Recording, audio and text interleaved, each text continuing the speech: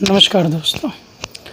जब से मनुष्य की उत्पत्ति इस धरती पर हुई है, आदिकाल से लेकर उसके मस्तिष्क के विकास होने के पश्चात से मनुष्य ने भय से, डर से किसी न किसी रूप में ईश्वर की उपासना जरूर की है। ईश्वर की उपासना तो मनुष्य ने की, वो भी उसने डर से की, भय से की, पर अभी तक ये रहस्य बरकरार है कि ईश्वर है कि नहीं है। पहले भी पिछले वीडियो मैंने आपसे चर्चा की थी कि प्रकृति ही ईश्वर है और उसके कारण भी बताए थे। प्रकृति किस प्रकार से ईश्वर है और कैसे प्रमाणित किया जा सकता है कि प्रकृति ही ईश्वर है। जो धरती पर बैलेंस बना हुआ है, वायु है, अग्नि है, धरती है, आकाश है और अन्य विभिन्न घटक धरती पर, इन सब ने मिल करके एक बैलेंस क्रिएट किया है, पारिस्थितिक तंत्र विकसित किया है, जिसमें लिविंग थिंग्स भी हैं, नॉन लिविंग थिंग्स भी हैं और मिलकर के एक बैलेंस बनाते हैं। तो जब हम कहते हैं प्रकृति ही ईश्वर है, तो हम ये पाएंगे कि इस बैलेंस पारिस्थितिक तंत्र की वजह से जीवन उत्पन्न हुआ करता है और जीवन समाप्त भी हुआ करता है। कभी आपने देखा होगा कि आप किसी कटोरे में पानी को रख दीजिए और उसे महीना 15 दिन रखे रहने दीजिए, देखेंगे धीरे धीरे उसमें कीड़े उत्पन्न होने लग जाते हैं और उसमें से अब आप पानी निकाल दीजिए, कीड़े स्वतः मर जाएंगे उसमें। इसी प्रकार से जब किसी व्यक्ति के शरीर का बैलेंस बिगड़ जाता है, मान लीजिए किसी को हृदय रोग हुआ, किसी को डायबिटीज़ हो गई, अन्य कोई बीमारी हो गई, तो उस बीमारी के कारण पूरे शरीर का बैलेंस बिगड़ता चला जाता है और जब बैलेंस इस स्तर तक बिगड़ जाता है कि शरीर उसको, अब मस्तिष्क हमारा उसको नियंत्रित न कर पाए, ऐसी स्थिति में मनुष्य की मृत्यु हो जाती है। और कितना भी बेहतरीन बैलेंस शरीर का हो, यदि वो वृद्धावस्था में आते आते किस तरह हमारा तंत्र जब बिगड़ने लग जाता है, मृत्यु हो जाती है। किसी व्यक्ति की आयु वो साधु से पूछवा के लिखवा ले 100 साल लगी है या 100 साल की उसकी आयु है, और उसको आप गोली मार दीजिए, बैलेंस बिगड़ेगा, मर जाएगा। शरीर से रक्त स्राव से पूरा रक्त जब निकल जाएगा, उसकी मृत्यु हो जाएगी। तो इसका प्रमाण है कि ये ईश्वर जिनको हम अनेक विभिन्न रूपों में पूजते हैं, चाहे किसी भी धर्म में हो, चाहे क्रिश्चियनिटी को ले लीजिए, इस्लाम धर्म को ले लीजिए, पारसी धर्म, जैन धर्म, बौद्ध धर्म, इन सब में जो भी मान्यताएं लगभग हमारे सभी धर्मों में एक जैसी हैं। तो हम ये पाएंगे कि उस मान्यताओं के इतर ये जो प्रकृति का बैलेंस है, संतुलन जो है, एक पारिस्थितिक तंत्र जो बना हुआ है, उसके कारण जीवन धरती पर बरकरार है। तो ये कारण हुआ कि धरती किस तरह से ईश्वर का काम करती है। तो आप सभी इस चीज़ को बहुत निश्चित रूप से मान लीजिए कि यदि आप इस प्रकृति से स्वयं को जोड़कर रखते हैं, तो आप जीवन में कभी भी निराश नहीं होंगे और कोई भी समस्या आती है तो आपको शक्ति इस प्रकृति से स्वतः मिलती रहेगी। अब प्रकृति की उपासना करिए। यदि जब आप बहुत ज़्यादा परेशान हो, बहुत ज़्यादा दुखी हो, कष्ट में हो, जाइए जहाँ आपको पेड़ मिले, वृक्ष के नीचे अकेले बैठे रहिए। तो आप पाएंगे कि उस वृक्ष के नीचे आपके मस्तिष्क में कुछ देर बैठने के बाद, 10-15 मिनट बैठने के बाद, आपके मस्तिष्क के विचार शून्य हो जाएगा। कहीं बैठ कर देखिए आप अकेले, मगर कोई दूसरा ना बैठा हो, आप अकेले बैठिए। स्वतः 15-20 मिनट बाद आप विचार शून्य हो जाएंगे।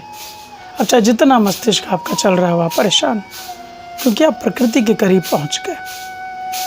और प्रकृति में पॉजिटिविटी है 100%, नेगेटिविटी बिल्कुल भी नहीं है। अब चाहे जिस भी क्षेत्र में चले जाइए, यदि वहाँ प्राकृतिक वातावरण पूर्णतः है तो आप वहाँ नेगेटिविटी नहीं पाएंगे। आपका शरीर स्वतः प्रफुल्लित हो उठेगा, आपके शरीर में स्वतः पॉजिटिविटी पूरी तरह पा जाएगी। और यही पॉजिटिविटी ईश्वरीय तत्व है।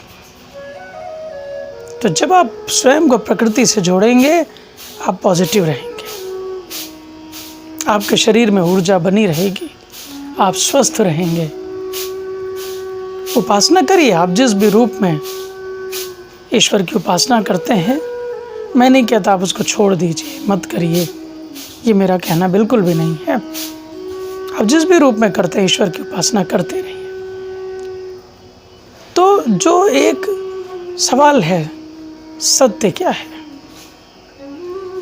सत्य यह है कि प्रकृति ईश्वर है और उस प्रकृति का अंश आपके अंदर है, समस्त जीवों में है, प्रकृति के विभिन्न घटकों में है। तो वे घटक जहाँ जहाँ प्राकृतिक वातावरण है, उन सब में ईश्वरीय तत्व विद्यमान है, क्योंकि वो प्रकृति का अंश है। इसी प्रकार आप में भी प्रकृति का अंश है, तो आप भी ईश्वर हैं। अहम ब्रह्मास्मि, कहा ना कि ईश्वर क्या है? आप स्वयं ईश्वर हैं, पर उस अहम के साथ नहीं, बल्कि सरल हो करके, शांति से। और इस ईश्वरी तत्व को पाकर के एक निश्चित रखिए कि आप ऐसा कृत्य बनाएं कि किसी को भी वातावरण में नुकसान ना हो। आपके अंदर ईश्वर है, आप ईश्वर का तत्व हैं। इसीलिए कहा जाता है आत्मा। आत्मा कहते हैं यानी आत्म, यानी आत्म में। आत्मा मतलब आत्म में ईश्वरीय तत्व है। अहम ब्रह्मास्मि मतलब आप ही ब्रह्म हैं, आप ही ईश्वर हैं। तो आपको यदि ईश्वर को खोजना है तो आप अपने अंदर खोजिए। आपकी जो सांसें चल रही हैं, जीवन के प्रारंभ होने से लेकर के जीवन के समाप्त होने तक ये सांसें आती जाती रहती हैं। आपको कुछ नहीं करना है, शांत बैठिए, किसी भी जगह छत पे चले जाइए और इन सांसों के आवागमन पर ध्यान दीजिए। मात्र आंख बंद कर लीजिए, कुछ नहीं सोचना है, किसी तरफ ध्यान नहीं देना है। धीरे धीरे अभ्यास होता जाएगा और एक विचित्र अनुभूति आपको होगी। कुछ समय पश्चात जब एक प्रयास, अभ्यास हो जाएगा, आपको एक ईश्वर की अनुभूति आपको अंदर स्वतः होने लग जाएगी।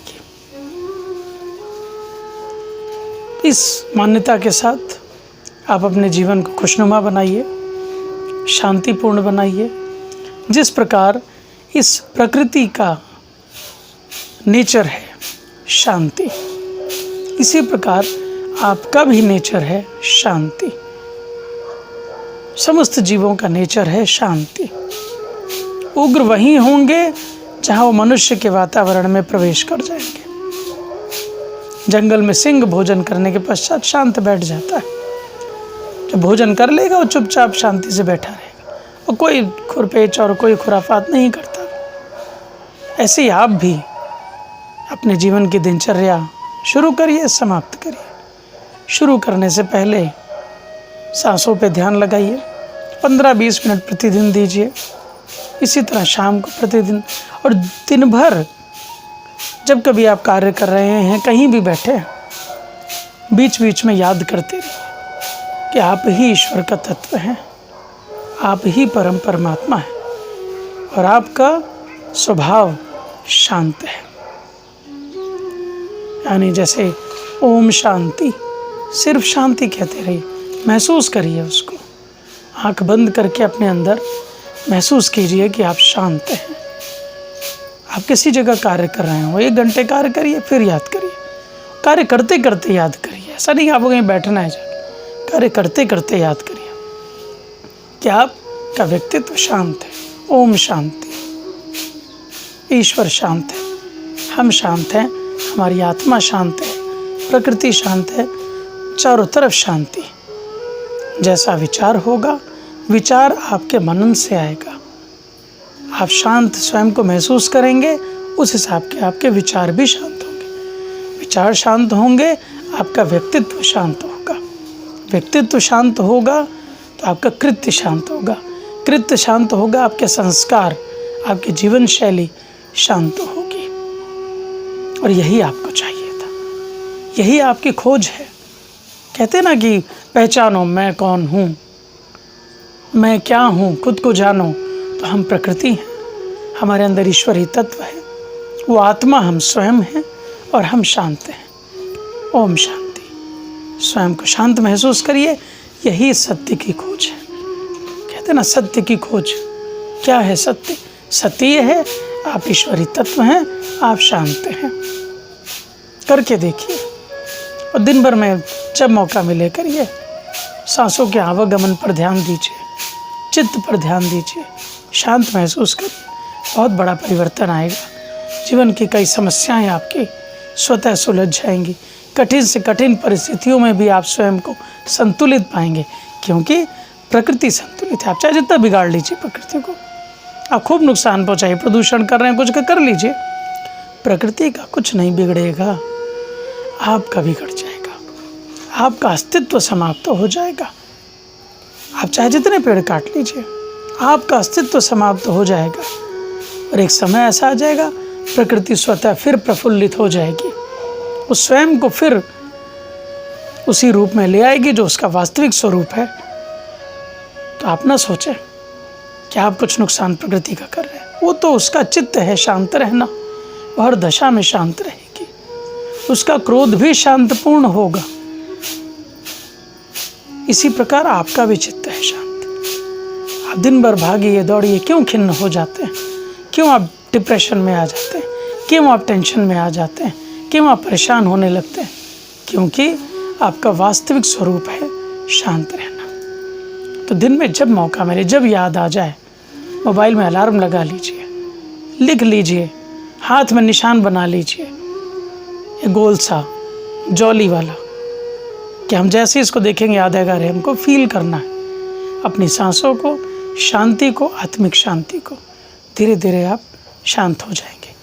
तो निचोड़ क्या निकला, कंक्लूजन क्या रहा? प्रकृति ही ईश्वर है और आप में प्रकृति का तत्व है। जितने प्रकृति में घटक है, सब में प्रकृति है, यानी सब में ईश्वर है, आप में भी ईश्वर है। और ये आत्म ही आत्मा है, आत्मिक शांति ही आत्मा है, आप ही आत्मा है, आप ही ईश्वरी तत्व हैं। इसको महसूस कीजिए, जीवन का आनंद लीजिए। फिर मिलेंगे। नमस्कार, धन्यवाद।